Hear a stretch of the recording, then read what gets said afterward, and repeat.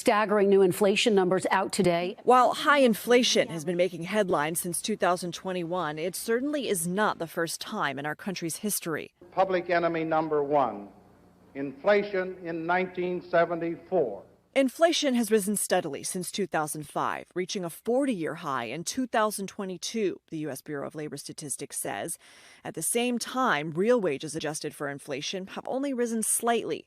That's led to a growing call to raise the minimum wage from $7.25 to $15 an hour. Congress has debated the issue, with proponents arguing it will lift people out of poverty. No one should work as millions are doing today, 40 hours a week at a job, and still live below the poverty line.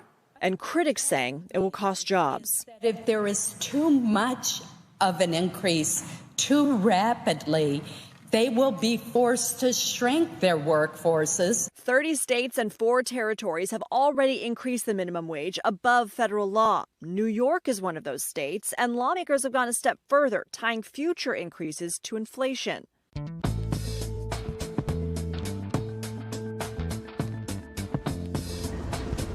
Howard Potter owns A&P Master Images, a design and printing company in Utica, New York. He didn't have an easy upbringing. Raised by a single mom, he bounced from home to home until he became a ward of the state. As a person that lived in poverty at certain points, knows what it's like to go to food pantries, grow up in group homes.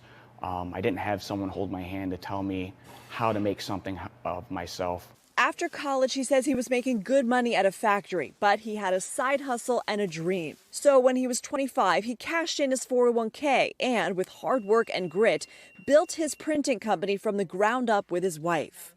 In America, we kind of lose focus on what hard work really is. We think 40 hours a week is all that we should have to contribute. And then when you look back at the early 1900s and even after that, most people were working 60, 70, 80 hours a week to be broke.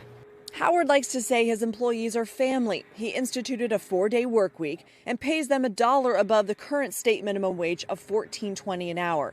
But when the state raised the minimum wage, he spoke up against it. You're kind of leaving small business owners no choice when the state makes those mandates, because they have to take on the cost. So they have to innovate and stay ahead. Otherwise, the only option is to keep increasing pricing and hope that their customers keep coming through the door. Why does the increase in pay for employees automatically mean the product has to be more expensive? It doesn't always necessarily guarantee that.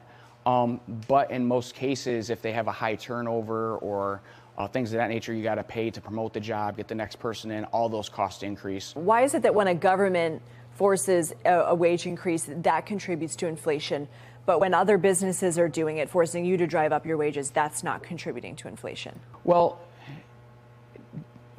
it's a very good question, because one, when you're doing it as a business, you're doing it in a timeline that you can afford to do it. So it's controlled cost. When the government does it, it's forced, it's not controlled.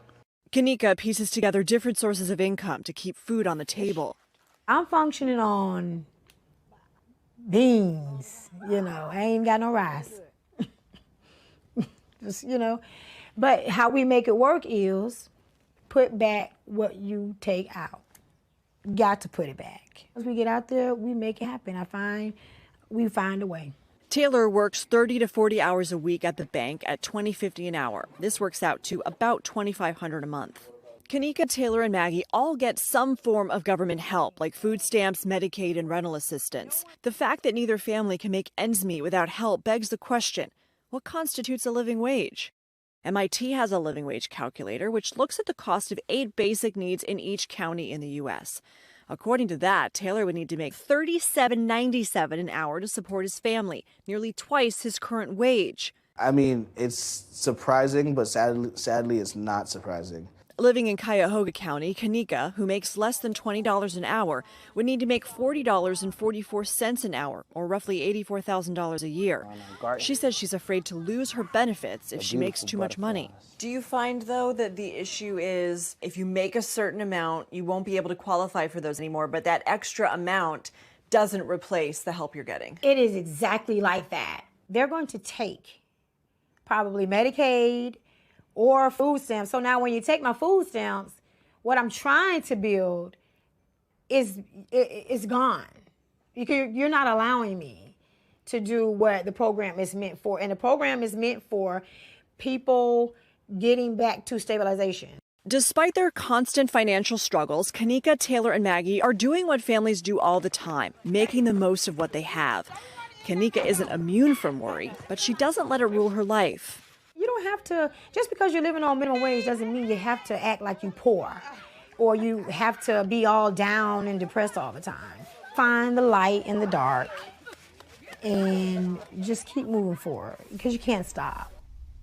All right, so remember that medical technician degree that I talked about Kanika having? Well, the reason why she pieces together these part-time jobs is because she has a felony on her record. She rented a car for 2 weeks past its due date. She thought it was paid for on her credit card. The rental company declared it stolen. And so now that felony is a red flag for employers. And that's just a whole nother level. There's a lot of people that they've paid their debt to society, but society doesn't really let them come back. She can't pay for an attorney to expunge her record. That says a lot.